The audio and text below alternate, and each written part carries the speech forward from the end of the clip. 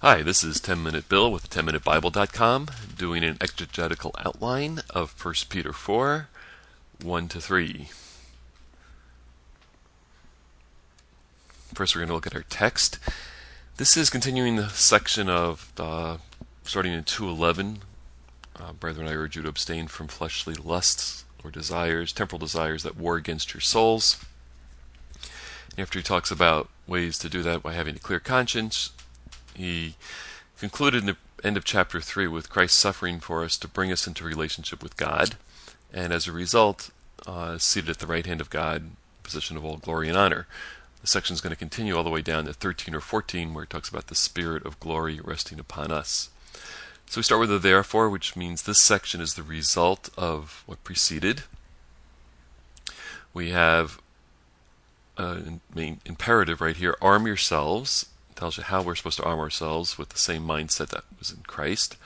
Your translations might have thrown you for a loop because they said, since Christ suffered for us. Literally, the text reads, therefore, Christ suffering for us in the flesh, with the same mind also arm yourself. So this is going to be the manner in which you arm yourself, and this is probably going to be the time when. It's a lot of you put reason, but you have a reason down here. So that should include you in this hati. Is a reason for why you should arm yourselves. Thus, Christ suffering for us in the flesh isn't the reason. So I'm going to take the time when nuance. You could have tried a result, but then the result of what preceded is arm yourself. That's true, but then Christ's suffering would modify what preceded, not what follows, which is arm yourself. It should become clear as we do the outline. So we got the reason we should arm ourselves is because the one who has suffered in the flesh has ceased from sin.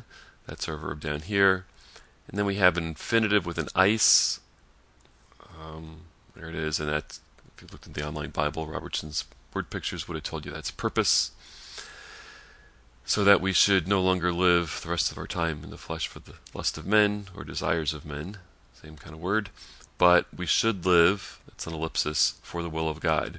Coordinating conjunction here, joining two parallel ideas, and these are going to combine to give us the purpose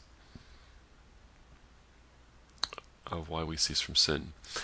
Then we have the reason for what preceded. So the reason that we should live for the will of God is because, frankly, we spend enough time living for the will of Gentiles, desiring what the Gentiles desire. So he talks about what all those things are, and you should look them up and get all kinds of conviction when you do that. So we're going to go to our outline, but first pick it up in the context.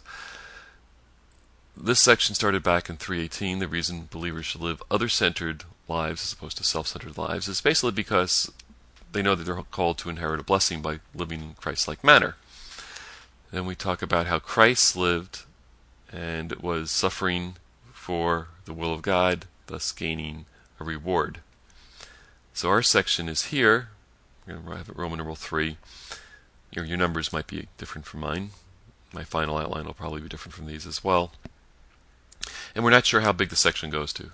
So we're going to say the result of, because of the therefore, of what happened up here, which is Christ suffering, or its example of suffering or being rewarded for suffering, is that we should live a certain way. So I'm going to flip over to a document.